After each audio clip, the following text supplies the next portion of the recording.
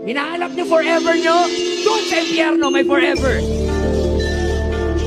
At ang pangalawang nakakatakot sa impyerno ay hindi po yung physical torture, yung mental torture. Dahil ang impyerno ay lugar ng forever regrets.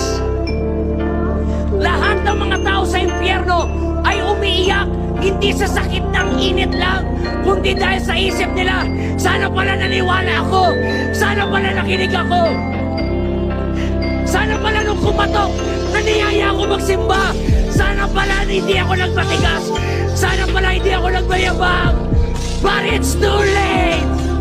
Sana pala nagpapaptize ako, sana pala nagpa-Bible study ako, sana pala hindi ko tinatawanan yung pastor doon na nagsasalita. Kaya merong krusada na ganito.